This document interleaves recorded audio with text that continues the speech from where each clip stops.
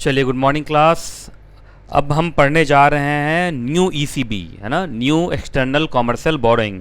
सबसे पहले तो आपको चैप्टर का नाम एक बार बोलना है जोर से, ज़रा जोर से बोलिए। ECB means what? External commercial borrowing. और वो हम पढ़ रहे हैं नया वाला। अच्छा, नया वाला किसके लिए? जुलाई 2020, जो पहले जून 2020 था, अब कोरोना पेंडेमिक की वजह से एक महीने एक्सटेंड हो गया। तो जुलाई 2020 अटेम्प्ट, और उसके बाद जो ऑनवर्ड जो अटेम्प्ट आएंगे, जैसे अब दिसंबर अटेम्प्ट हो गया तो जुलाई, दिसंबर एंड ऑनवर्ड्स अब यही वाला चलेगा, नया वाला चलेगा, है ना। अगर आपको लोगों ने देखा होगा तो आईसीएसआई के न्यू मॉड्यूल में जो अपडेटेड मॉड्यूल आया है उसमें उन्होंने न्यू ईसीबी दे दिया है। तो अब इस वजह से हमें फिर से क्या पढ़ना पड़ रहा है? ईसीबी पढ़ना पड़ रहा है ना। तो चलिए जी, शुरू करते हैं पढ़ना। छोटा सा चैप्टर है, जल्दी से आपको समझ में आ जाएगा, कहीं कोई परेशानी नहीं आएगी। सबसे पहले ईसीबी क्या होता है, ये ना बहुत आसान है ईसीबी को समझना। देखो, ईसीबी के अंदर ही, नाम के अंदर ही तो सब कुछ लिखा हुआ है ना।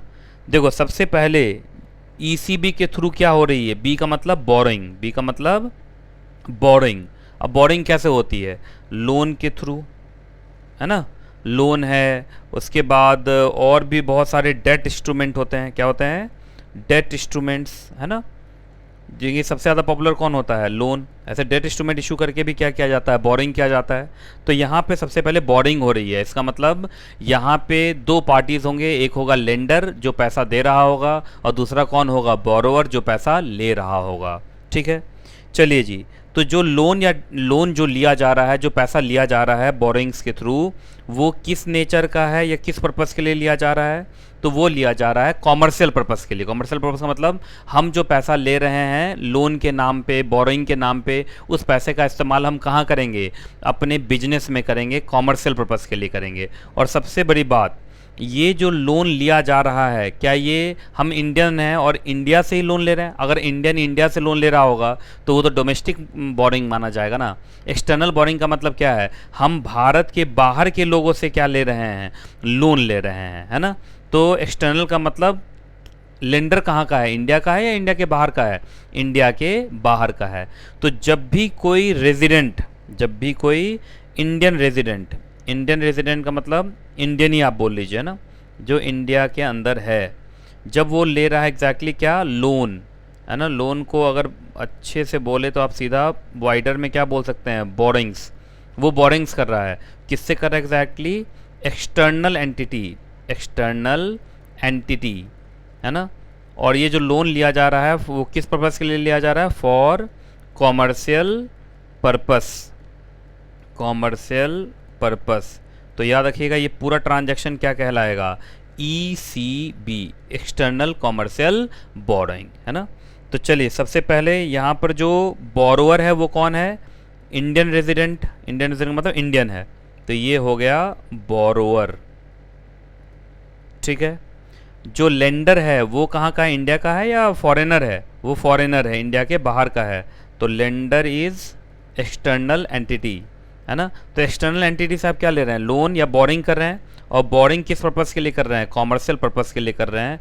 तो इस पूरे ट्रांजैक्शन को हम क्या बोलेंगे? ECB, external commercial boring. हम कहेंगे इंडियन एंटिटी ने फॉरेन एंटिटी से क्या ले लिया? ईसीबी ले लिया, है ना। ठीक है जी। अब बोलोगे सर ये एफडीआई से मिलता जुलता है। जी हाँ, एफडीआई में भी तो ऐसे होता था। एफडीआई में क्या होता था बताओ? जैसे मान लीजिए ये एग्जैक्टली इंडिया, ये मैं ऐसे इंडिया बनाता हूँ ना, ठीक है, मेरा मैप थोड़ा सा ख़राब है ना, या आप इसको इंडिया समझो, है ना। और ये मान लीजिए एग्जैक्टली ये पूरा का पूरा लॉ में थोड़ा सा ठीक कर देता हूँ, इंडिया बढ़िया वाला बनाता हूँ, है ना। चलिए, मान लीजिए कि ये वर्ल्ड है, रेस्ट ऑफ द वर्ल्ड, है ना। और ये एग्जैक्टली इंडिया, है ना। ये हो गया इंडिया। और मान लीजिए ये हो गया रेस्ट ऑफ द वर्ल्ड, या सीधा आप बोलिए फॉरेन। ये हो गया फॉरेन कंट्री, है ना, फॉरेन कंट्री। ठीक है। अब देखिए, यहाँ से पैसा आने का दो रूट होगा। पहला रूट, अगर फॉरेन से इंडिया में पैसा आ रहा है, अगर वो पैसा आ रहा है in the form of equity, equity का मतलब हो गया शेयर्स, शेयर्स के थ्रू, तब तो ये क्या कहलाता है? एफडीआई। और फॉरेन से पैसा इंडिया में आ रहा है in the form of what? Loan, तो वो क्या कहलाता है? ईसीबी, बी कहलाता है ना। तो लोन के तौर पे लेंगे तो ईसीबी हो गया, और अगर इक्विटी का मतलब ये हो गया शेयर्स, है ना, प्रेफरेंस शेयर्स, है ना। तो शेयर्स के थ्रू जब लेंगे तो वो क्या कहलाता है, एफडीआई, फॉरेन डायरेक्ट इन्वेस्टमेंट। और लोन के थ्रू लेंगे तब क्या कहलाता है एग्जैक्टली, ईसीबी कहलाता है। ठीक है, तो ध्यान रखिएगा। तो जल्दी बताओ ईसीबी क्या होता है। ईसीबी का मतलब कोई भी इंडियन रेजिडेंट अगर फॉरेन एंटिटी से क्या ले, लोन ले, तो उस पूरे के पूरे प्रोसेस को, ट्रांजैक्शन को क्या कहा जाता है, एक्सटर्नल कॉमर्शियल बोरोइंग, है ना। और ये लोन का पर्पस क्या है, जो इंडियन एंटिटी है, बोरोवर है, वो इस लोन का इस्तेमाल कहाँ करने वाले हैं, फॉर कॉमर्शियल पर्पस, वो अपने बिजनेस में करने वाले हैं। तो देखिए यहाँ पर लिखा हुआ ECB meaning external commercial borrowing or the commercial loan. देखो सबसे पहले लोन है, और लोन का पर्पस क्या है एग्जैक्टली, कॉमर्शियल। दूसरा, ये लोन कौन ले रहा है, बोरोवर कौन है ना, रेजिडेंट एंटिटी। रेजिडेंट एंटिटी का मतलब इंडियन, और किससे लिया जा रहा है, नॉन रेजिडेंट एंटिटी, इसका मतलब कौन हो गया, फॉरेनर। तो आप इसको ऐसे लिख सकते हैं। तो सबसे पहले तो भाई ये कॉमर्शियल लोन है, मतलब लोन है और नेचर क्या है, कॉमर्शियल। दूसरा, ये लोन कौन ले रहा है, बोरोवर कौन है एग्जैक्टली, तो borrower is resident entity. Resident entity का मतलब कौन है, इंडियन, है ना। थर्ड, किससे लिया जा रहा है, तो भाई लेंडर कौन है, लेंडर इज फॉरेनर, है ना। तो देखो जो मैंने बताया था ईसीबी वही एग्जैक्टली यहाँ लिखा हुआ है ना। चलिए, तो कोई भी इंडियन एंटिटी अगर फॉरेनर से लोन लेना चाहे तो उसको ईसीबी के गाइडलाइंस को मानना पड़ेगा। अब ईसीबी का गाइडलाइंस क्या क्या है, ईसीबी से जुड़ा हुआ लीगल फ्रेमवर्क क्या क्या है, वो मैं बताता जाता हूँ। देखिए सबसे पहले जो मेन लॉ लगेगा वो कौन सा लगेगा, FEMA, foreign exchange management act, FEMA लगेगा। देखो आप जानते हैं ना, जब भी बॉर्डर क्रॉस करता है एग्जैक्टली इकोनॉमिक ट्रांजैक्शन की वजह से, जब भी हम बॉर्डर क्रॉस करते हैं, सबसे पहला लॉ, सबसे बड़ा लॉ कौन सा अट्रैक्ट होता है, फेमा। तो सबसे पहले लगेगा आपका फेमा। अब फेमा के अंदर ही कुछ रेगुलेशंस बनाए गए, जैसे फॉरेन एक्सचेंज मैनेजमेंट, बोर्डिंग और lending in foreign exchange regulation 2018, तो वो लगेगा। तीसरा, foreign exchange management guarantees regulation 2000, है ना, वो लगेगा। इसके अलावा भी आरबीआई ने बहुत सारे डायरेक्शंस इशू किए हुए हैं, उस सारे के सारे डायरेक्शंस को भी आपको मानना पड़ेगा। तो अगर एग्जाम में आ गया कि ईसीबी से जुड़े हुए गाइडलाइंस कहाँ दिए गए हैं, तो number 1, number 2, number 3 and number 4 के अंदर बहुत तरीके क्या हो सकते हैं, डायरेक्शन हो सकते हैं। इन टोटल आपको आरबीआई के लॉस को मानना पड़ेगा, है ना।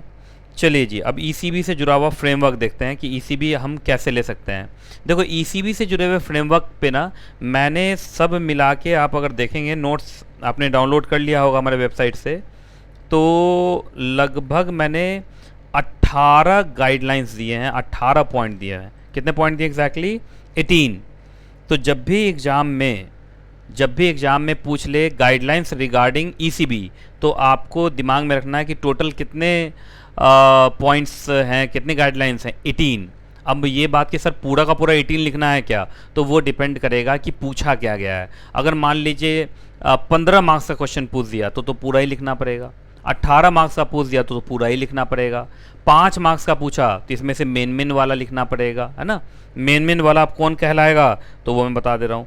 ये जो एग्जैक्टली बॉक्स के अंदर शुरुआत में है, ये इसको आप मेन मान सकते हैं। ये देखो, ये बॉक्स जो है ना पहला वाला, इसमें 1 2 3 है ना, और ये लेंडर तक 4, इसको आप मेन मान सकते हैं। ऐसे फिर वो जिस पॉइंट पर पूछेगा वो आपको बताना पड़ेगा, लेकिन दिमाग में आपको हमेशा रखना है। अब एग्ज़ाम के लिए सिर्फ थोड़ी पढ़ रहे हैं, एग्ज़ाम पास करके सीएस भी तो बनना है ना। तो सीएस बनने के बाद भी अगर कोई क्लाइंट मिला और कहा मैं ईसीबी लेना चाहता हूँ, तो आपके दिमाग में क्या नहीं चाहिए कि ईसीबी से जुड़े हुए गाइडलाइंस जो हैं वो कितने तरीके के हैं, 18 तरीके के हैं, 18 गाइडलाइंस आर देयर, है ना। तो चलिए एक एक करके गाइडलाइंस पढ़ना स्टार्ट करते हैं। सबसे पहला देखो, करेंसी ऑफ बोर्डिंग, मतलब ईसीबी जो आप लेंगे, ईसीबी का करेंसी क्या क्या हो सकता है। तो ईसीबी का करेंसी देखो 2 तरीके से हो सकता है। देखो, एक तो फॉरेन करेंसी डेनोमिनेटेड ईसीबी है, फॉरेन करेंसी डेनोमिनेटेड, मतलब ईसीबी जो मिल रहा है वो फॉरेन करेंसी में मिल रहा है, डॉलर में मिल रहा है ना, डॉलर में मिल रहा है, येन में मिल रहा है ना, पाउंड में मिल रहा है। और दूसरा आप चाहें तो इंडियन रुपी डेनोमिनेटेड ईसीबी भी ले सकते हैं। है ना। तो इसका मतलब आपको ईसीबी दोनों रूट से मिल सकता है। आप फॉरेन करेंसी में भी ईसीबी ले सकते हैं और इंडियन रुपीज़ में भी क्या ले सकते हैं, ईसीबी ले सकते हैं, है ना। तो लेकिन दोनों का फिर रूट अलग अलग है और हो सकता है दोनों के लिए गाइडलाइंस अलग अलग हों। जैसे अभी की जो गाइडलाइंस हम पढ़ेंगे वो दोनों के लिए अलग अलग हैं। तो चलिए सबसे पहले करेंसी ऑफ बोरोइंग क्या क्या हो सकता है।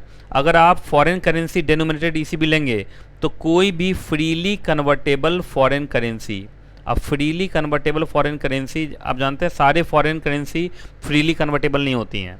अब जैसे जो डॉलर है वो फ्रीली कन्वर्टेबल है, वर्ल्ड में कहीं भी कन्वर्ट हो जाता है। पाउंड भी लगभग हर जगह कन्वर्ट हो जाता है, पूरे वर्ल्ड में कन्वर्ट हो जाता है। पर बहुत सारी कंट्री के करेंसी ऐसे हैं जो फ्रीली कन्वर्ट नहीं हो पाते हैं, है ना। जैसे इंडियन करेंसी जो है वो पूरे वर्ल्ड के हर कंट्री के अंदर ईजिली कन्वर्टेबल नहीं है ना। तो इस बात का ध्यान रखिएगा, फॉरेन करेंसी का मतलब फ्रीली कन्वर्टेबल फॉरेन करेंसी ही है बस, मतलब ऐसे फॉरेन करेंसी जो आराम से पूरे वर्ल्ड में कहीं भी कन्वर्ट हो सकते हैं। दूसरा, इंडियन रुपी डेनोमिनेटेड है तो उसका करेंसी तो हमेशा क्या रहेगा, इंडियन रुपी रहेगा।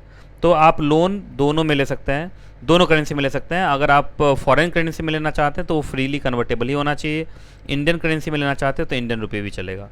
अब आइए फॉर्म ऑफ ईसीबी। ईसीबी लेने, ईसीबी कौन कौन रूट से आपके पास आ सकता है, किस किस नाम से आपको ईसीबी मिल सकता है। देखिए सबसे पॉपुलर कौन है, लोन, लोन के नाम से मिल सकता है। अब लोन में बैंक लोन भी है।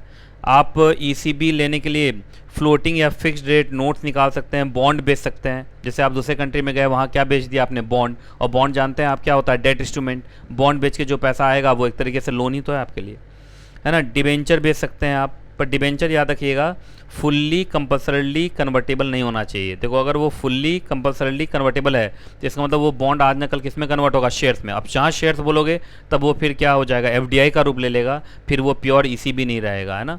तो ईसीबी के लिए हमेशा याद रखेंगे डेट इंस्ट्रूमेंट, और डेट का मतलब प्योर डेट इंस्ट्रूमेंट होना चाहिए। ट्रेड क्रेडिट्स बशर्ते कि वो कम से कम कितने साल के लिए मिला हो आपको, 3 साल से ज़्यादा के लिए, है ना। उसके बाद FCCB foreign currency convertible bond, जब आप जाएंगे ना module second, sorry security law जब आप पढ़ेंगे मॉड्यूल सेकंड के अंदर, तो उसमें एक चैप्टर आता है, आपने पढ़ा भी होगा, पढ़ें या पढ़ रहे होंगे आप, इंटरनेशनल मार्केट। उसमें मैं पढ़ाता हूँ FCCB क्या होता है, फॉरेन करेंसी कन्वर्टेबल बॉन्ड, है ना। FCEB foreign currency exchangeable bonds और फाइनेंशियल लीज। तो ज़रा गिनो तो कितने तरीके से आपको ECB मिल सकता है। ECB के रूट कितने हैं, ज़रा गिनिए। ECB के रूट हो गया, पहला लोन, दूसरा बॉन्ड, तीसरा डिबेंचर, पर ये सब प्योर होने चाहिए, कन्वर्टेबल नहीं होने चाहिए, है ना। खासकर फुल्ली कन्वर्टेबल तो नहीं होने चाहिए। उसके बाद चौथा ट्रेड क्रेडिट्स, बशर्ते ये 3 साल से ज़्यादा का होना चाहिए। उसके बाद FCCB ये हो गया 5, 1 2 3 4 5, FCEB ये हो गया 6, और फाइनेंशियल लीज ये हो गया 7। तो याद रखना आपको ECB के फॉर्म्स कितने हो सकते हैं, 7 हो सकते हैं। अब ये तब है जब फॉरेन करेंसी डेनोमिनेटेड ECB ले रहे हैं तब, लेकिन अगर इंडियन करेंसी डेनोमिनेटेड ECB ले रहे हैं तो उस केस में कहानी थोड़ी सी अलग है ना। देखो यहाँ पर सब मिला कितने थे, हमने कितने गिना था, 8। यहाँ देखते हैं, लोन यहाँ भी चलेगा, दूसरा बॉन्ड, तीसरा डिबेंचर, चौथा यहाँ प्रेफरेंस शेयर्स भी है ना, चौथा। फिर वही बात, ये सब इक्विटी शेयर्स में कन्वर्टेबल नहीं होने चाहिए, खासकर फुल्ली तो नहीं होने चाहिए, पार्शली थोड़ा बहुत चल भी जाए, फुल्ली तो एकदम नहीं चलेगा। ट्रेड क्रेडिट्स वही 3 साल से ऊपर वाला। उसके बाद फाइनेंशियल लीज यहाँ भी लिखा हुआ है ना। उसके बाद और भी है इसमें, अगर आप पढ़ पा रहे हो तो प्लेन वनीला रुपी डेनोमिनेटेड बॉन्ड्स, ये भी एक तरीके का बॉन्ड्स ही हुआ, है ना। उसके बाद वो प्राइवेट प्लेसमेंट के थ्रू भी हो सकता है और लिस्टेड भी हो सकता है। तो अगर इधर हम गिनेंगे तो इधर उधर 8 था, इधर देखते हैं कितना है। देखिए आप इधर आप देख पा रहे होंगे, तो इधर हो गया, गिनो, 1 2 3 नोट्स भी इधर है ना, तो ये इधर 9 हो गया था, है ना, नोट्स।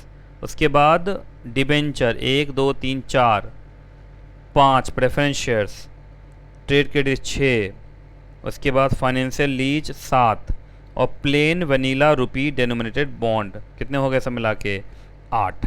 तो इधर है कितने, 8, है ना। तो इसका मतलब इधर FCCB नहीं है और FCEB नहीं है ना।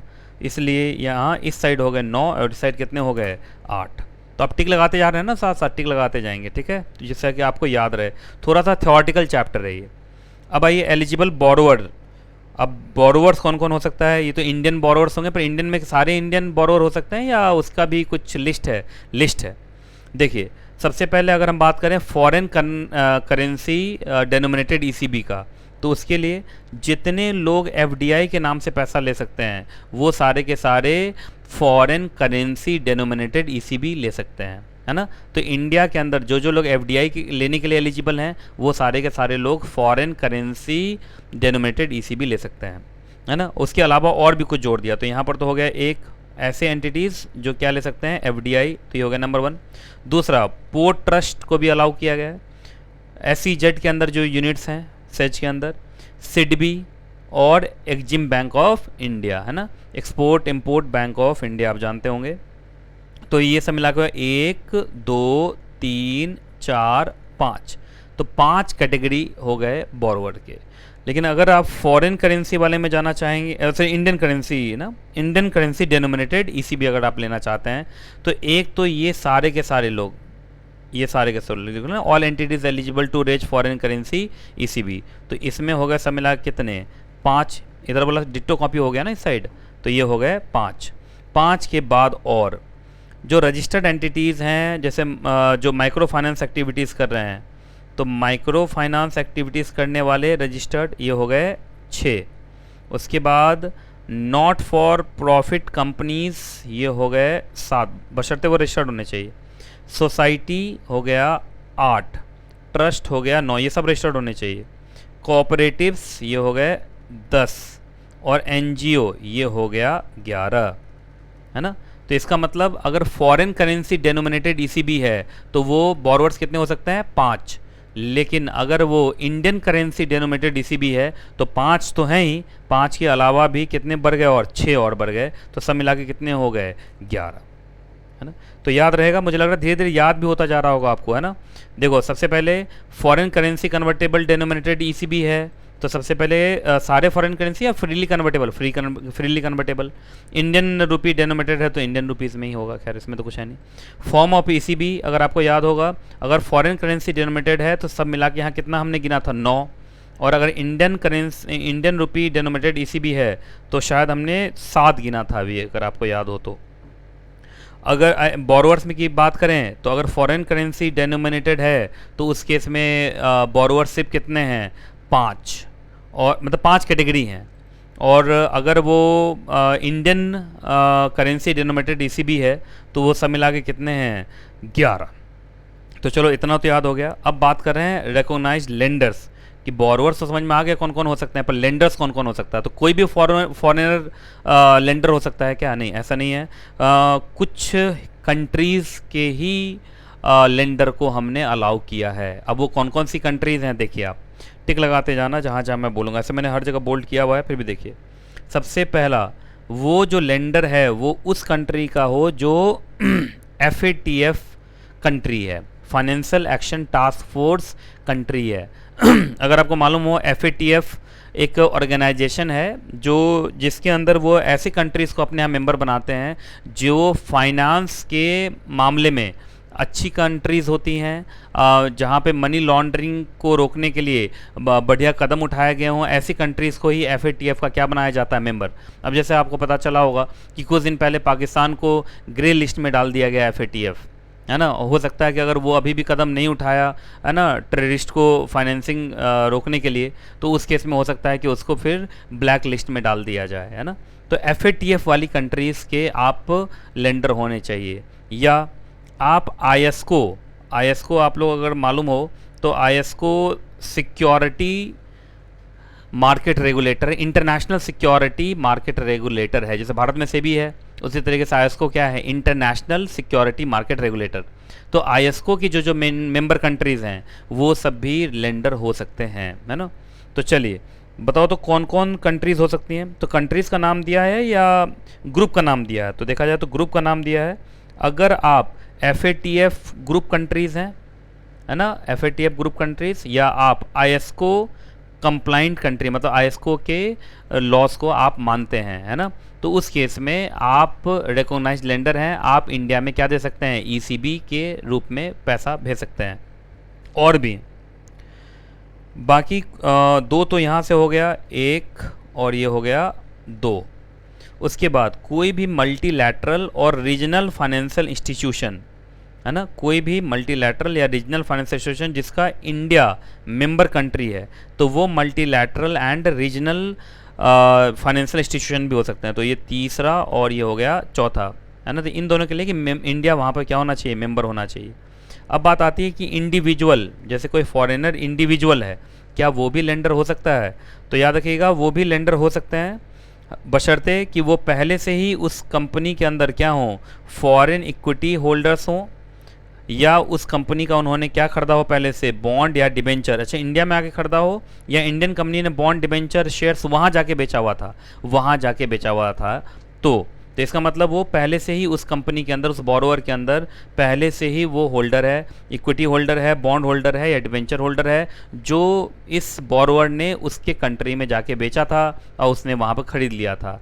तो इसका मतलब उसने बॉन्ड में पहले से पैसा लगाया हुआ है, डिबेंचर में पहले से पैसा लगा हुआ है, शेयर्स में पहले से पैसा लगाया हुआ है, तो वो आपको ईसीबी भी दे सकता है। उसके बाद आप इंडिया के बाहर हैं, इंडिया के बाहर का कोई बैंक का ब्रांच है, या इंडिया के बाहर सब्सिडरी है इंडियन बैंक का, इसका मतलब इंडियन बैंक का ही, तो इंडियन बैंक का ही कोई फॉरेन ब्रांच या इंडियन बैंक का कोई सब्सिडरी जो इंडिया के बाहर क्या किए हुआ है, अपना बिजनेस खोले हुआ है, तो आप उनसे भी ईसीबी ले सकते हैं, है ना। लेकिन ये सिर्फ आपको फॉरेन करेंसी ईसीबी दे सकते हैं, मतलब इंडियन रुपी डेनोमिनेटेड ईसीबी नहीं दे सकते, या आपको हमेशा क्या दे सकते हैं, foreign currency ECB denominated ECB दे सकते हैं। उसमें भी एफसीसीबी के थ्रू पैसा नहीं दे सकते और एफसीईबी के थ्रू पैसा नहीं दे सकते, ठीक है। तो गिनती में देखिए कैसे कैसे हुआ, मैं फिर से एक बार गिनवा दे रहा हूँ। थ्योरेटिकल चैप्टर है तो साथ साथ याद भी करते जाना। FATF से आ रहे हैं, चलेगा। ISO कंप्लाइंट कंट्री हैं, चलेगा। आप ऐसे मल्टीलैटरल फाइनेंशियल इंस्टीट्यूशन है जहां इंडिया मेंबर है, आप ऐसे रीजनल फाइनेंशियल इंस्टीट्यूशन है जहां इंडिया मेंबर है, आप वो इंडिविजुअल हैं जो पहले से ही या तो इक्विटी में पैसा लगाए हुए हैं या बॉन्ड में या डिबेंचर में पैसा लगाए हुए हैं, है ना, तो चलेगा, आप इसी भी दे सकते हैं।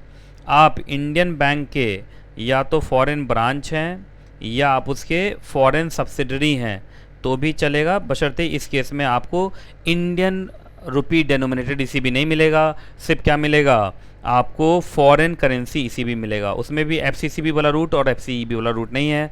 तो लेंडर कितने हो गए सब मिला के? 6 लेंडर सब मिला के हो गए 6, है ना।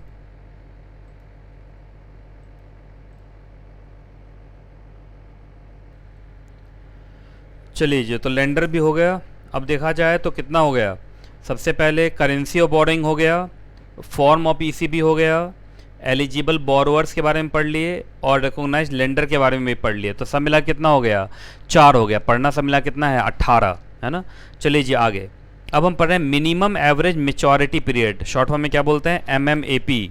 तो देखो ये क्या है, जो मिनिमम एवरेज मेच्योरिटी पीरियड है ये है कि एक बार अगर ईसीबी के नाम पर आपने भारत के बाहर से लोन ले लिया तो वो लौटाना है। लौटाने का मतलब मेच्योरिटी, जब लोन मेच्योर होता है तो वापस करना पड़ता है, तो कम से कम इतना तो मेच्योरिटी पीरियड होना ही चाहिए, इससे पहले आपको वापस करने की कोई जिम्मेदारी आपके ऊपर ना आए, है ना। मतलब कम से कम इतने साल के बाद ही आप वो रीपेमेंट करेंगे, वापसी करेंगे, उससे पहले नहीं। तो मिनिमम का मतलब इससे कम नहीं होगा, है ना। तो देखिए the minimum average maturity period ECB के लिए कितना है? 3 ईयर्स। मतलब कभी भी आप ईसीबी लेंगे और आप बोलेंगे मैं 2 साल में वापस कर दूंगा, तो वो ऐसा ईसीबी परमिटेड नहीं है। ईसीबी जब भी आप लेंगे तो आप वादा क्या करेंगे कि 3 साल या 3 साल के बाद ही हम आपको वापस करेंगे पैसा, 3 साल से पहले हम आपको वापस नहीं कर सकते, है ना। चलिए, तो जनरल रूल इज़ दैट कि minimum average maturity period is 3 years. 3 या 3 से ज़्यादा, 3 से कम नहीं होना चाहिए, चूँकि ये मिनिमम है। उसके बाद लेकिन थोड़ा सा रिलैक्स किया है, कुछ कैटेगरीज ऐसी हैं जहाँ पे MMAP थोड़ा सा अलग है। अब देखिए, अगर ईसीबी कौन रेज कर रहा है? इंडियन मैन्युफैक्चरिंग कंपनीज, वो भी कहाँ तक? छोटा मोटा बोरिंग है ना, $50 मिलियन और इट्स इक्विवेलेंट तक। तो 1 ईयर का भी MMAP चलेगा। मतलब आप कह सकते हैं कि हम 1 साल, 1.5 साल, 2 साल में पैसा आपका वापस कर देंगे, मतलब 1 साल भी आप बोल सकते हैं, उसमें कोई दिक्कत वाली बात नहीं है।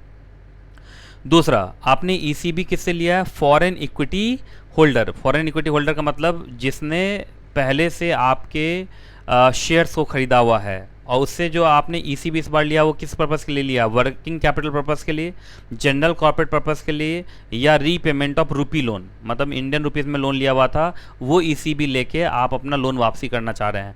तो ये सब मिला कितने हो गए? किससे लिया जा रहा है भाई ये? तो लिया जा रहा है फॉरेन इक्विटी होल्डर से। कितने पर्पज़ के लिए? एक पर्पज़, दो पर्पज़ और तीन पर्पज़। तो उस केस में एमएमएपी 3 साल भी नहीं चलेगा, कम से कम कितना साल? 5 साल। मतलब 5 साल से पहले वापसी नहीं होगी, है ना 5 साल से पहले की वापसी का आप वादा करेंगे। उसके बाद ईसीबी आपने वर्किंग कैपिटल पर्पज़ के लिए लिया हुआ है या जनरल कॉर्पोरेट पर्पज़ के लिए? याद रखिएगा, यहाँ पर जो था वो फॉरेन इक्विटी होल्डर से ले रहे थे, यहाँ उसको छोड़ के किसी से भी ले रहे हैं, है ना। तो वर्किंग कैपिटल पर्पज़ के लिए ले रहे हैं, जनरल कॉर्पोरेट पर्पज़ के लिए ले रहे हैं, या आप एनबीएफसी हैं और वो पैसा लेके आप भी आगे क्या करेंगे? भारत में लेंड करेंगे। किस पर्पज़ के लिए? वर्किंग कैपिटल पर्पज़ के लिए या जनरल कॉर्पोरेट पर्पज़ के लिए? तो देखा जाए तो 3 पर्पज़ हो गया। पहला, आप ले रहे हैं वर्किंग कैपिटल पर्पज़ के लिए या general corporate purpose. General corporate purpose का मतलब जैसे सैलरी वैलरी देना है, फैक्ट्री वैक्ट्री लगाना है।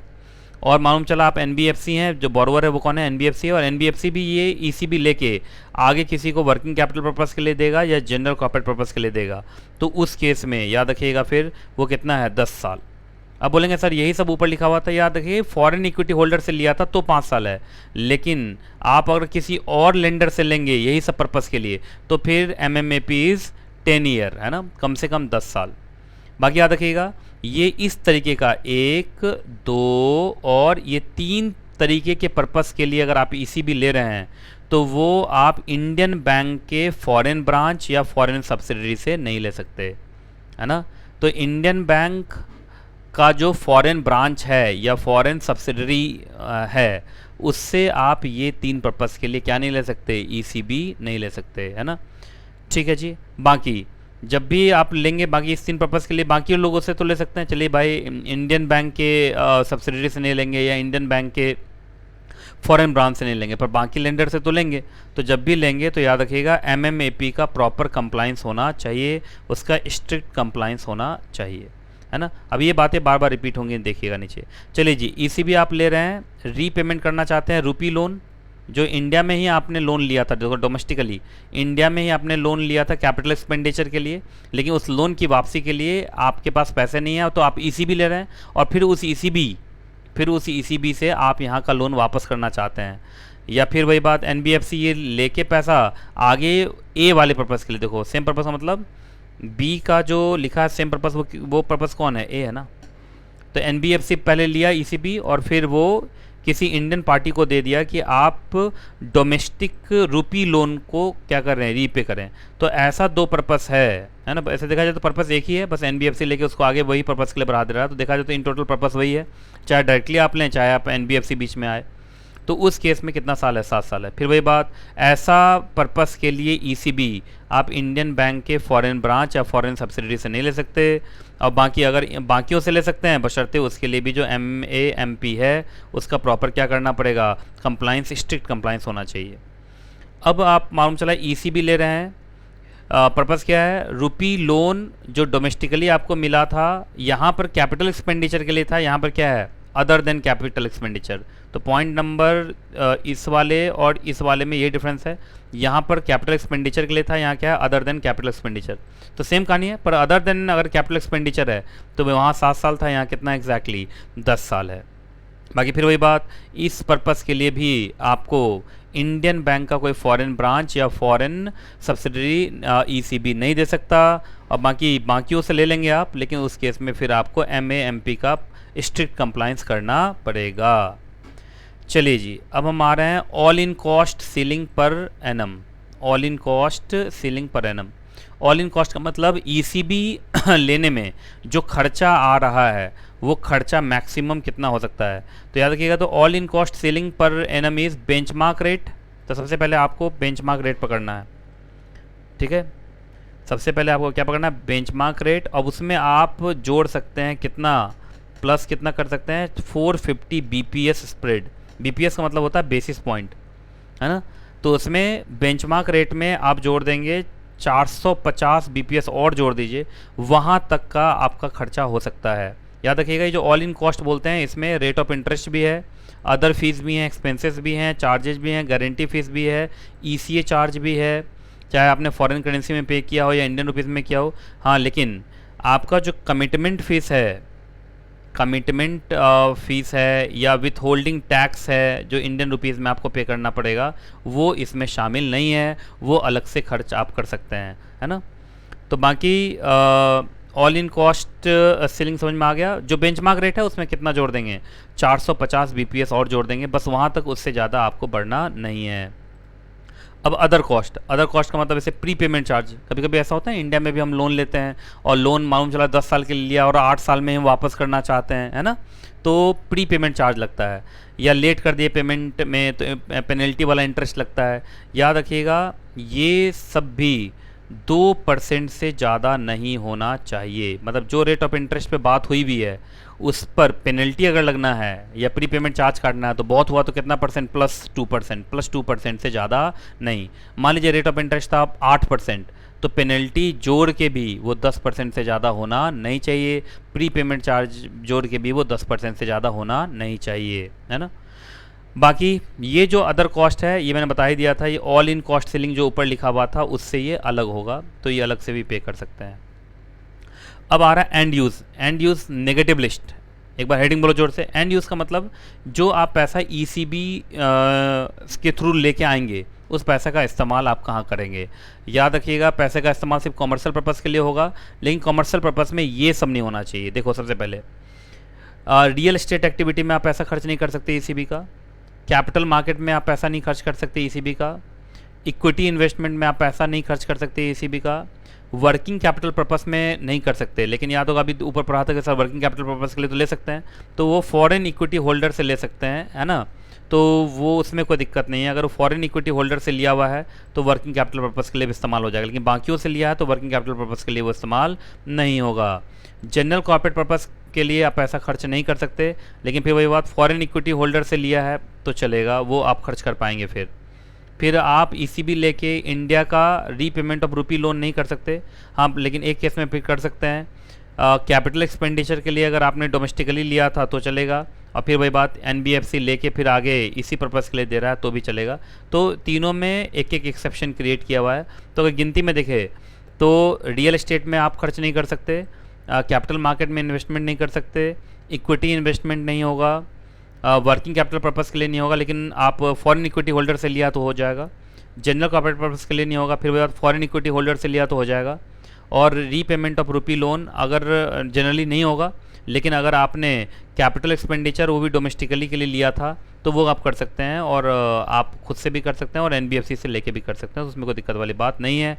बाकी ये 1 2 3 4 5 6 में से 3 तो एकदम कंप्लीट प्रोहिबिशन है, बाकी 3 में एक एक एक्सेप्शन है, एक एक दो दो एक्सेप्शन है, तो इस तरीके से है।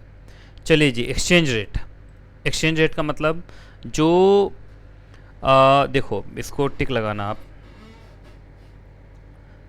फॉरेन करेंसी ईसीबी आपने लिया था, अब आप इसको किस में कन्वर्ट करना चाह रहे हैं, इंडियन करेंसी ईसीबी में। तो सबसे पहले इस तरीके से बनाओ, है ना।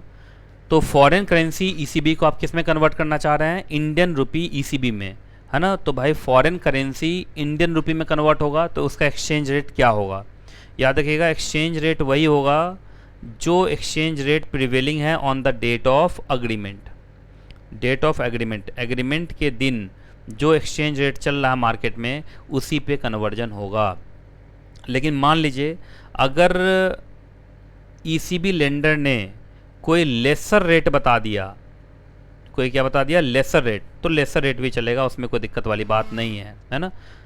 तो मान लीजिए जैसे एक्सचेंज रेट है, मान लीजिए कि ₹50 का $1, है ना, ₹50 का $1, और मालूम चला अगर ईसीबी लेंडर तैयार है, वो कह रहा है कि नहीं भाई ₹40 का $1, है ना, 40 में $1 मिल जाएगा। तो याद रखिएगा, अगर लेस देन वाला है तब तो हमारे लिए फेवर में है ना, हमारे फेवर में हो गया ना। तो उस केस में याद रखिएगा, अगर लेसर है तो लेसर चलेगा, अगर लेसर नहीं है मतलब मान लीजिए ईसीबी लेंडर लेसर के लिए तैयार नहीं है, तो फिर उस केस में जिस दिन अग्रीमेंट हुआ उस दिन जो मार्केट में एक्सचेंज पे जो रेट चल रहा है, रेट ऑफ कन्वर्जन, उसी रेट से आप क्या करेंगे, फॉरेन करेंसी ईसीबी को इंडियन रुपी ईसीबी में क्या करेंगे, कन्वर्ट करेंगे, है ना। चलिए जी, अब आगे हेजिंग प्रोविजन। सबसे पहले हेजिंग समस्या आप लोग बता दिया है। हेजिंग का मतलब होता है minimising the risk, minimising the risk. तो याद रखिएगा, जो भी एंटिटीज़ ईसीबी ले रहे हैं, है ना, उनको अगर हेजिंग करना है तो हेजिंग से जुड़े हुए गाइडलाइंस हैं वो उनको मानने पड़ेंगे, है ना। अब देखो गाइडलाइंस क्या क्या है। सबसे पहला कवरेज, जब भी आप हेजिंग करेंगे तो उसमें प्रिंसिपल भी कवर होगा और इंटरेस्ट भी, कूपन का मतलब इंटरेस्ट होता है, इंटरेस्ट भी आपका क्या होगा, एग्जैक्टली कवर होगा। और उसके बाद जो हेजिंग का जो मिनिमम टेनोर होगा वो कम से कम 1 साल होगा। तो ये 2 गाइडलाइंस हैं जो किससे जुड़े हुए हैं, हेजिंग से जुड़े हुए हैं। तो हेजिंग इस ढंग से होगा। चलिए जी, अब आ रहा है change of currency of borrowing, मतलब करेंसी अगर आप चेंज करना चाहते हैं तो, है ना। अब देखिए, अगर आप करेंसी चेंज करना चाहते हैं तो कैसे है, देखो सबसे पहले अगर आप फ्रीली कन्वर्टेबल फॉरेन करेंसी से किसी दूसरे फ्रीली कन्वर्टेबल फॉरेन करेंसी में आप कन्वर्ट करना चाहते हैं तो ये अलाउड है। ये क्या एग्जैक्टली अलाउड है। दूसरा, one freely convertible foreign currency to Indian rupee करना चाहते हैं, ये करना चाहते हैं तो ये भी अलाउड है ना। तो ये भी अलाउड है। तो इसका मतलब मैं ऐसे लिख दूं, है ना, फ्रीली कन्वर्टेबल फॉरेन करेंसी से किसी दूसरे फ्रीली कन्वर्टेबल फॉरेन करेंसी में जाना चाहते हैं तो ये अलाउड है। दूसरा, फ्रीली कन्वर्टेबल फॉरेन करेंसी से इंडियन रुपीज़ में आना चाहते हैं तो ये भी अलाउड है ना। लेकिन उल्टा अगर आप देखेंगे आईएनआर से अगर आप फ्रीली कन्वर्टेबल फॉरेन करेंसी का मतलब तो फ्रीली कन्वर्टेबल ही होगा, है ना, तो ये अलाउड नहीं है। तो ये इसको आप उतार लो, है ना। तो एक फ्रीली कन्वर्टेबल फॉरेन करेंसी जैसे डॉलर से आप पाउंड में बदलना चाहते हैं तो अलाउड है, डॉलर से इंडियन रुपीज़ में बदलना चाहते हैं तो अलाउड है। लेकिन इंडियन रुपीज़ से आप चाहेंगे डॉलर में बदलना या पाउंड में बदलना तो वो अलाउड नहीं है ना। तो इस बात का ध्यान रखेंगे। अब देखो यहाँ पर लिखा भी हुआ है, देखो लिखा ना, change of currency from Indian rupees to any freely foreign convertible foreign currency is not permitted. ठीक है जी, अब आइए लिमिट एंड लीवरेज। देखिए सबसे पहले लिमिट मैं आपको बता दूं, इंडिया के जो एलिजिबल बोरोवर्स हैं वो $750 मिलियन तक का ईसीबी का बोरोइंग पर फाइनेंशियल ईयर कर सकते हैं। तो जहाँ जहाँ मैं हाईलाइट कर रहा हूँ उसको टिक लगाते रहना, ठीक है, वो कर सकते हैं, है ना। और ये ऑटोमेटिक रूट के थ्रू हो सकता है, मतलब आराम से कर सकते हैं, कोई दिक्कत वाली बात नहीं है। इससे ज़्यादा करना है, मान लीजिए $750 मिलियन से ज़्यादा करना है तो फिर अप्रूवल रूट का मतलब आरबीआई से अप्रूवल लेना पड़ सकता है। ऑटोमेटिक रूट में सिर्फ आपको क्या करना पड़ता है, एडी कैटेगरी फर्स्ट बैंक, है ना, से अप्रूवल लेना पड़ता है। उसके बाद बाकी अगर आपने कभी फॉरेन करेंसी डिनोमिनेटेड ईसीबी लिया और वो किससे लिया, सीधा डायरेक्ट फॉरेन इक्विटी होल्डर से लिया, तो याद रखिएगा जैसे डेट इक्विटी रेशियो होता है ना, उसी तरीके से ईसीबी लायबिलिटी इक्विटी रेशियो, मतलब ईसीबी लायबिलिटी क्या हो गया, डेट, और दूसरा क्या हो गया, इक्विटी। वो जो रेशियो है मतलब उससे आपने देखो फॉरेन इक्विटी होल्डर का मतलब क्या है, उसने आपकी इक्विटी में भी पैसा लगाया हुआ है, अब वो ईसीबी दे रहा है, तो इक्विटी के मुकाबले ईसीबी कितना दे सकता है वो, तो याद रखिएगा 7:1। मतलब अगर उसने इक्विटी दिया है ₹1 तो ईसीबी के नाम पर कितना दे सकता है आपको, ₹7। अब चूंकि ये फॉरेन करेंसी डिनोमिनेटेड है तो ऐसे समझो, अगर इक्विटी वो $1 का तुम्हारा खरीदा है तो ईसीबी के नाम पर वो तुमको कितना दे सकता है, $7 दे सकता है। तो याद रखिएगा FCDE मतलब फॉरेन करेंसी डिनोमिनेटेड ईसीबी अगर आप ले रहे हैं किससे, फॉरेन इक्विटी होल्डर से, मतलब उसने पहले आपका इक्विटी भी खरीदा हुआ है, तो याद रखिएगा इक्विटी के मुकाबले ईसीबी वो कितना दे सकता है, 7 गुना तक दे सकता है। अगर वो आपकी इक्विटी में $1 लगाया हुआ है तो ईसीबी में वो $7 तक लगा सकता है, $7 तक दे सकता है। चलिए जी, बाकी ईसीबी लेने के लिए क्या अब इंडियन बैंक या India all India financial institution या इंडिया के जो एनबीएफसी हैं, क्या उनसे कोई गारंटी वारंटी लेना पड़ेगा क्या? याद रखिएगा, उनकी गारंटी की ज़रूरत नहीं है, उनका गारंटी नहीं चलेगा। अब आइए parking of ECB proceeds. Parking का मतलब होता है कि जब तक ईसीबी जो हमने लिया, जब तक उस ईसीबी का हम इस्तेमाल न कर ले, उस ईसीबी को हम कहाँ रख सकते हैं। पार्किंग का मतलब क्या होता है कि अभी इस्तेमाल में नहीं है तो हमने उसको रखा हुआ है। तो याद रखिएगा, ईसीबी जब तक यूटिलाइज ना हो जाए तब तक आप ईसीबी को डोमेस्टिकली भी रख सकते हैं और अब्रॉड भी रख सकते हैं, मतलब भारत के बाहर भी उसको रख सकते हैं और भारत के अंदर भी रख सकते हैं। पहले बात करते हैं कि अगर भारत के बाहर रखना चाह रहे हैं तब, ये देखो ये अब्रॉड वाला है, टिक लगाते जाना। साथ साथ थ्योरेटिकल चैप्टर है, याद करने में बड़ी परेशानी होगी, इसलिए टिक लगाते जाओ। ये अब्रॉड वाला है, ये क्या है, डोमेस्टिकली वाला है। अगर आपका ईसीबी अब्रॉड पार्क करना चाहते हैं, मतलब भारत के बाहर पार्क करना चाहते हैं, तो याद रखिएगा जब तक यूटिलाइज ना हो जाए, देखो यहाँ पर लिखा है ना पेंडिंग यूटिलाइजेशन, मतलब जब तक वो उसका यूटिलाइजेशन ना हो जाए तब तक आप चाहें तो डिपॉजिट के नाम पर वहाँ पैसा जमा कर सकते हैं, सर्टिफिकेट ऑफ डिपॉजिट में लगा सकते हैं, या जो बैंक के अदर प्रोडक्ट्स हैं उनमें लगा सकते हैं। तो गिनती में हुआ 3, बैंक में डिपॉजिट कर दो, या सर्टिफिकेट ऑफ डिपॉजिट में पैसा लगा दो, या other product offered by bank. आप चाहें तो उसमें पैसा रख सकते हैं, बशर्ते वो बैंक का ये जो प्रोडक्ट है, डिपॉजिट, सर्टिफिकेट ऑफ डिपॉजिट या अदर प्रोडक्ट्स, उसकी रेटिंग है ना AA एग्जैक्टली ब्रैकेट, उसके बाद इतना होना चाहिए किसके तरफ से, स्टैंडर्ड्स एंड पुअर्स या फिच, और अगर वो मूडीज़ है तो उसकी रेटिंग क्या होनी चाहिए, AA3 होनी चाहिए। तो इसका मतलब सब मिला के 3 क्रेडिट रेटिंग एजेंसीज़ हैं, है ना। अगर वो स्टैंडर्ड्स एंड पुअर्स है या फिच है तो वो कम से कम ये रेटिंग दिया हुआ हो, और अगर मूडीज़ है तो उसका ये रेटिंग दिया हुआ। आप लोग पढ़े हैं ना क्रेडिट रेटिंग, हर तरीके के CRAs के अलग अलग रेटिंग के तरीके होते हैं। उसके बाद आप चाहें तो वहाँ के ट्रेजरी बिल में पैसा लगा सकते हैं और अदर मॉनेटरी इंस्ट्रूमेंट में लगा सकते हैं, पर याद रखिएगा बहुत हुआ तो वो कितने मैच्योरिटी का होना चाहिए, 1 ईयर मैच्योरिटी। आप जानते हैं मनी मार्केट इंस्ट्रूमेंट जनरली कितने साल की मैच्योरिटी का होता है, मैक्सिमम 1 ईयर, है ना, याद रखिएगा। लेकिन उनमें भी ये रेटिंग्स तो होनी ही चाहिए, जो रेटिंग्स मैंने ऊपर बोला, है ना। तो ये रेटिंग्स तो कम से कम होना ही चाहिए, ये वाला रेटिंग चलेगा, ये वाला रेटिंग चलेगा। उसके बाद आप चाहें तो किसी इंडियन बैंक का फॉरेन में कोई ब्रांच है या फॉरेन में कोई सब्सिडरी है तो उसमें भी वो पैसा डिपॉजिट कर सकते हैं, उसमें कोई दिक्कत वाली बात नहीं है। अब बात आती है कि अगर हम डोमेस्टिकली उसको पार्क करना चाहते हैं, मतलब भारत में रखना चाहते हैं, तो भारत में देखिए सबसे पहले तो फेमा के अंदर जो भी पैसा भारत के बाहर से आपको मिलता है वो तुरंत आपको अपने रुपी अकाउंट में रखना पड़ता है ना। जो फॉरेन करेंसी रुपी अकाउंट होता है उसमें रखना पड़ता है, और वो कौन से बैंक में ये अकाउंट खुलता है, AD कैटेगरी फर्स्ट बैंक।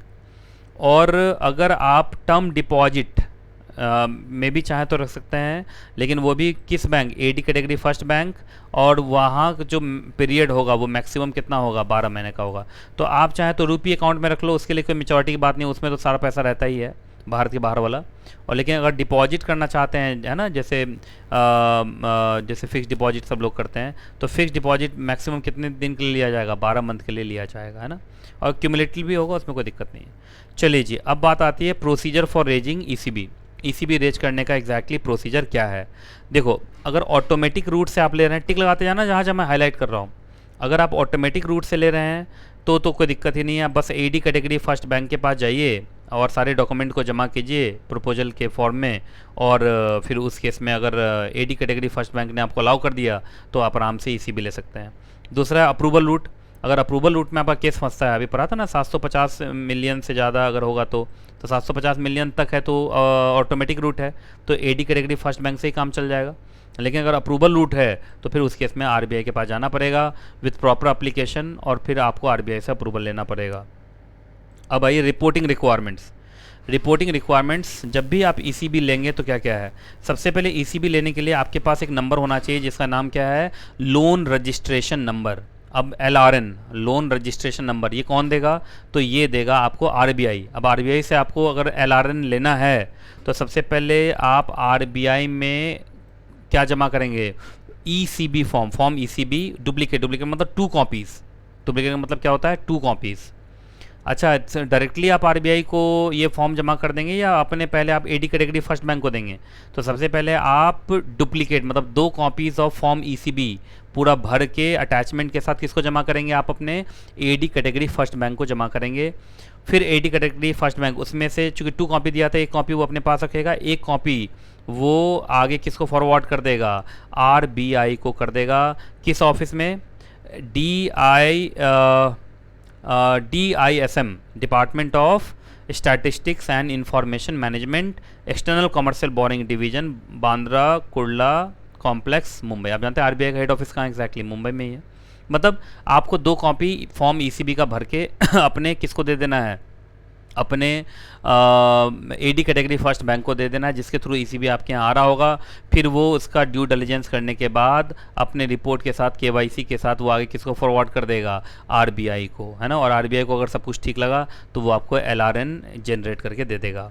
दूसरा, अब जब भी ईसीबी से जुड़े हुए किसी भी चीज़ में कोई चेंजेज आते हैं तो याद रखिएगा जिस दिन चेंज हुआ उससे 7 दिन के अंदर आपको रिवाइज्ड फॉर्म ईसीबी फाइल करना पड़ेगा। किसके पास? DISM, department of statistics and information management, है ना, इंफॉर्मेशन मैनेजमेंट। मतलब जब भी आप ईसीबी से जुड़ा हुआ कोई भी आपका इंफॉर्मेशन चेंज होता है तो 7 दिन के अंदर आपको रिवाइज्ड फॉर्म ईसीबी में किसको देना पड़ेगा? DISM को भेजना पड़ेगा। अब आता है मंथली रिपोर्टिंग। याद रखिएगा मंथली रिपोर्टिंग आपको ईसीबी का करना होता है और उसके लिए कौन सा फॉर्म है? ECB 2, फॉर्म नंबर ECB 2 आप अपने एडी कैटेगरी फर्स्ट बैंक को भर के देंगे और वो फिर आगे DISM को भेज देगा। पर आप टाइम पर दे देना जिससे कि एडी कैटेगरी फर्स्ट बैंक भी तुरंत DISM को कोई भी मंथ ख़त्म होते ही 7 दिन के अंदर वो पहुंचा दे। जैसे मालूम चला फरवरी ख़त्म हुआ तो 7 मार्च तक DISM को पहुंच जाना चाहिए फरवरी का रिपोर्ट, है ना। तो आपको ECB 2 बना के किसको देना है? अपने एडी कैटेगरी फर्स्ट बैंक को। एडी कैटेगरी फर्स्ट बैंक उस पर ड्यू डिलिजेंस करने के बाद KYC करने के बाद वो आगे किसको भेजेगा? DISM को। लेकिन ये सब 7 दिन के अंदर हो जाना चाहिए। 7 दिन कहाँ से? मंथ ख़त्म होने के बाद, ठीक है। अब आता है conversion of ECB into equity, कि अगर आप ECB को इक्विटी में कन्वर्ट करना चाहते हैं तो देखो जब आप ECB को लोन को इक्विटी में कन्वर्ट करेंगे तो फिर वो FDI हो जाएगा। क्या हो जाएगा? FDI। तो याद रखिएगा, तो इसका मतलब माना जाएगा जैसे आपने ECB लोन को किसमें, जैसे देखो जैसे मान लो मैं इंडियन बोरोवर हूँ और मैंने फॉरेन लेंडर से क्या लिया था? लोन। अब मैं कह रहा हूँ मैं आपको लोन वापस नहीं कर पा रहा हूँ, उसके बदले मैं आपको शेयर्स दे रहा हूँ। तो जब आप उसको शेयर्स देंगे तो माना जाएगा जैसे उस आदमी से, उस फॉरेन लेंडर से आपने क्या ले लिया? FDI ले लिया। तो FDI कौन लेता है? तो उसी के लिए कंडीशन है। याद रखिएगा conversion of ECB into equity will amount to what? FDI is equal to FDI। और FDI कौन लोग ले सकते हैं? यही। तो याद रखिएगा जो बोरिंग कंपनी है वो FDI के अंदर शामिल होना चाहिए। अगर ऑटोमेटिक रूट से है तो एडी कैटेगरी फर्स्ट बैंक के अप्रूवल से ही ये कन्वर्जन हो जाएगा। लेकिन अगर अप्रूवल रूट से है तो उसको एक बार सरकार से अप्रूवल लेना पड़ेगा for the purpose of conversion of ECB into equity. मतलब ये माना जाएगा जैसे FDI आ रहा है, ठीक है। और फिर वो जो FDI से जुड़े हुए जो पॉलिसीज़ हैं वो आपको मानना पड़ेगा, क्योंकि whenever the ECB will be converted into what? Equity, it will amounts to receiving of what? FDI। तो FDI जब भी आप रिसीव करते हैं तो FDI से जुड़े हुए जो भी लॉ हैं वो आपको मानने ही पड़ेंगे। दूसरा, ये ECB जो कन्वर्ट होगा इक्विटी में वो लेंडर के कंसेंट से होना चाहिए और इसमें कोई एडिशनल खर्चा आना नहीं चाहिए। और उसके बाद आप जानते हैं FDI का सेक्टरल कैप होता है ना। सेक्टरल कैप का मतलब जैसे आप डिफेंस सेक्टर के हैं तो आप कितना FDI ले सकते हैं। तो इन सब बातों का ध्यान रखना है कि पूरा इतना ECB मत कन्वर्ट कर दीजिए कि मालूम चला आपका सेक्टरल कैप ही क्या हो जाए? एक्सीड कर जाए, क्योंकि FDI का हमेशा क्या होता है? सेक्टरल कैप होता है। उसके बाद जो प्राइसिंग गाइडलाइंस हैं फॉर शेयर्स, है ना, आप शेयर सस्ते में नहीं दे दें उनको, हम कन्वर्ट करें ऐसा क्या मतलब? शेयर सस्ते में थोड़ी दे देंगे। तो जो शेयर्स के से जुड़े हुए प्राइसिंग गाइडलाइंस है वो भी आपको मानने पड़ेंगे। तो conversion of ECB into equity के लिए सब मिला कितने कंडीशंस? 3 कंडीशंस हैं। कितने कंडीशंस हैं? 3 कंडीशंस। और ये तीनों कंडीशंस किससे जुड़े हुए हैं? FDI से जुड़े हुए हैं। बाकी जब भी आप ECB को कन्वर्ट करेंगे शेयर्स में तो अथॉरिटी को रात में सपना तो नहीं आ जाएगा, आपको उसको बताना पड़ेगा। तो याद रखिएगा जब भी आप ECB को कन्वर्ट कर रहे हैं वो कैसा कन्वर्जन है? Partial conversion. तो याद रखिएगा एक तो फॉर्म नंबर FCGPR जाएगा। क्यों जाएगा फॉर्म नंबर FCGPR? सब पढ़ाया हुआ तुम लोगों को फेमा में। ये एफडीआई है ना, जब भी एफडीआई रिसीव करते हैं कौन सा फॉर्म जाता है, एफसीजीपीआर। तो एफसीजीपीआर तो जाएगा जाएगा। बाकी आपको याद होगा ईसीबी2 मंथली रिटर्न जाता है डीआईएसएम को, उसमें आपको एक लिखना पड़ेगा ECB partially converted to equity, जिससे कि डीआईएसएम को पता चल जाएगा कि कुछ ईसीबी अब ख़त्म हो गया और कुछ ईसीबी अब क्या बन चुका, अब वो शेयर्स में कन्वर्ट हो चुका, अब वो एफडीआई का रूप ले चुका है। तो ईसीबी के रजिस्टर से उतना अमाउंट कट जाएगा, एफडीआई के रजिस्टर पे उतना अमाउंट आ जाएगा। आपने फुल कन्वर्जन कर लिया तो उसके अंदर फॉर्म एफसीजीपीआर तो जाएगा ही, चूँकि ECB is being converted into shares, और जब भी शेयर्स इशू होता है अंडर एफडीआई फॉर्म नंबर एफसीजीपीआर जाता है। आप जानते हैं इसमें कंपनी सेक्रेटरी का भी साइन होता है। तो उस केस में फिर एफसीजीपीआर तो जाएगा जाएगा। ईसीबी2 जो मंथली रिटर्न है, इस बार आपको क्या लिखना है वहाँ पे, ECB fully converted into equity. अब ईसीबी2 आपको फाइल करने की जरूरत नहीं, क्यों? क्योंकि अब ईसीबी तो रहा ही नहीं, पूरा का पूरा ईसीबी किस में कन्वर्ट हो गया, शेयर्स में, तो ईसीबी बचा ही नहीं। तो ईसीबी से जुड़ा हुआ मंथली रिपोर्टिंग क्या होगा, कुछ नहीं। अच्छा, लेकिन फेजेज में कर रहे हैं तो धीरे धीरे 10% कर रहे हैं, तो फेजेज में करेंगे तो फिर वही बात है, ईसीबी2 रिटर्न भी क्या जाएगा फेजेज में, और जितना फॉर्म नंबर एफसीजीपीआर तो जाएगा। एक डॉलर का ईसीबी भी अगर एक शेयर्स में कन्वर्ट होता है तो फॉर्म नंबर एफसीजीपीआर तो जाना ही जाना है ना। तो याद रखिएगा, पार्शियल होगा तो पार्शियल लिख के भेजेंगे, फुल होगा तो फुल लिख के भेजेंगे। फुल लिखने के बाद अब ईसीबी का कहानी खत्म हो जाएगा। और अगर फेजेज में होगा तो जैसे जैसे ईसीबी कन्वर्ट होगा शेयर्स में, ऐसे ऐसे एफसीजीपीआर भी जाएगा और ईसीबी2 रिटर्न भी जाएगा। अब सबसे लास्ट वाला 18, सिक्योरिटी फॉर रेजिंग ईसीबी। याद रखिएगा, सिक्योरिटी का मतलब एक बात बताओ, आपको फॉरेन लेंडर्स लोन दे रहा है तो क्या वो आपसे सिक्योरिटी मांग सकता है? जी हाँ, वो सिक्योरिटी मांग सकता है। और आप एडी कैटेगरी फर्स्ट बैंक से पूछ के, किससे exactly, AD category first bank से पूछ के आप चाहें तो अपने प्रॉपर्टी पे चार्ज क्रिएट कर सकते हैं। किनके फेवर में? फॉरेन लेंडर के फेवर में, जिससे आप लोन ले रहे हैं, ईसीबी आप ले रहे हैं, है ना। तो देखिए, आप एडी कैटेगरी फर्स्ट बैंक से आप पूछ के आप चाहें तो अपने इमूवेबल एसेट्स पे, मूवेबल एसेट्स पे, फाइनेंशियल सिक्योरिटीज़ के ऊपर, पर्सनल गारंटर कोई अगर हो, पर्सनल गारंटी दे रहा हो, है ना, तो ये सब दिया जा सकता है। इसमें कोई दिक्कत वाली बात नहीं है, बशर्ते जब भी सिक्योरिटी की बात होगी जो ईसीबी गाइडलाइंस हैं उसको मानते हुए की जानी चाहिए। दूसरा, हम सिक्योरिटी तब देंगे जब उस ईसीबी जो आ रहा लोन जो आ रहा है उस लोन एग्रीमेंट में सिक्योरिटी के बारे में लिखा हुआ हो कि ईसीबी लेंडर सिक्योरिटी चाहता है, तभी आप यहाँ से सिक्योरिटी देंगे। और उसके बाद आपको देखो, जो ईसीबी ले रहा है भारत के बाहर से, हो सकता है वो उसने इंडिया से भी लोन लिया हो, इंडियन बैंक से लोन लिया हो, इंडियन पार्टी से लोन लिया हो, तो इंडियन पार्टी से आपको क्या लेना पड़ेगा? No objection certificate. अगर खासकर उसी एसेट पर, जो एसेट आपने चार्ज किया हुआ है इंडियन पार्टी के फेवर में, उसी पर आप ईसीबी लेंडर के भी फेवर में क्या करना चाहते हैं? चार्ज क्रिएट करना चाहते हैं, तो इंडियन पार्टी से आपको क्या लेना पड़ेगा? नो ऑब्जेक्शन सर्टिफिकेट लेना पड़ेगा। तो ये सब मिला के कितने पॉइंट थे? 18। तो तुमसे कोई भी पूछे कि ज़रा बताओ, थोड़ा याद करने में टाइम लगेगा, लेकिन अब जितना मैंने बोल्ड कर दिया अब आराम से आपको याद हो जाएगा। तो जल्दी बताइए, ईसीबी से जुड़े हुए कितने गाइडलाइंस है? सब मिला के 18, और ये 18 गाइडलाइंस एक एक करके आप पढ़ चुके हैं और आराम से अब आपको याद भी हो जाएगा। अब कुछ स्पेशल एग्जैक्टली चीज़ें हैं ईसीबी से जुड़ा हुआ, वो अब हम ख़त्म करते हैं। अब जल्दी ख़त्म हो जाएगा, चिंता नहीं करना है। सबसे पहले ईसीबी फैसिलिटी किसके लिए? ऑयल मार्केटिंग कंपनीज़, जो ऑयल मार्केटिंग कंपनीज़ हैं, तो देखो जो वो भी पब्लिक सेक्टर से जुड़ी हुई हैं, जहाँ जहाँ मैं हाईलाइट करूँ टिक लगाते हैं ना, तो क्या ऑयल मार्केटिंग कंपनी सारी या जो पब्लिक सेक्टर मतलब सरकारी है, उनको अलाउ किया गया है कि वो वर्किंग कैपिटल पर्पस के लिए भी क्या कर सकते हैं? ईसीबी ले सकते हैं। और वहाँ पे MAMP है ना, मिनिमम एवरेज मैच्योरिटी पीरियड क्या होना चाहिए? 3 साल होना चाहिए। सारे रिकॉग्नाइज्ड लेंडर से वो ले सकते हैं और ऑटोमेटिक रूट के अंदर ही से ले सकते हैं।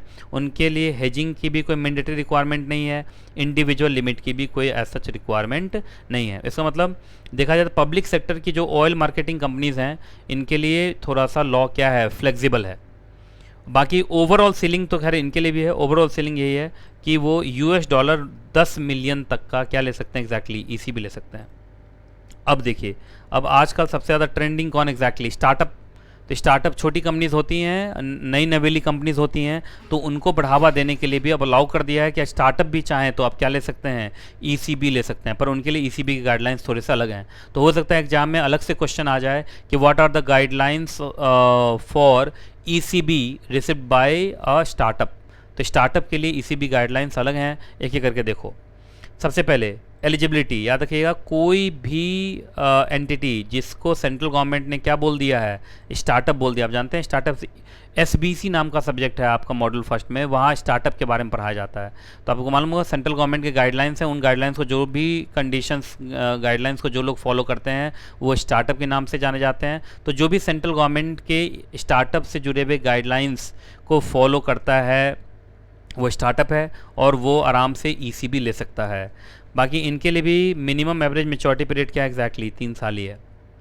लेंडर्स, लेंडर्स में अगर आप लोग याद हो तो हम लोग उधर कुछ और पढ़े थे, यहाँ पर बस एक ही है, आप FATF कंप्लाइंट कंट्री होने चाहिए, है ना। मतलब जो लेंडर होगा, जो स्टार्टअप को ईसीबी देगा, वो FATF कंप्लाइंट कंट्री होना चाहिए। मतलब यहाँ पर ISCO नहीं है, और जो लंबा चौड़ा लिस्ट था वहाँ पर नहीं है। तो लेंडरशिप कहाँ से होना चाहिए, FATF से होना चाहिए।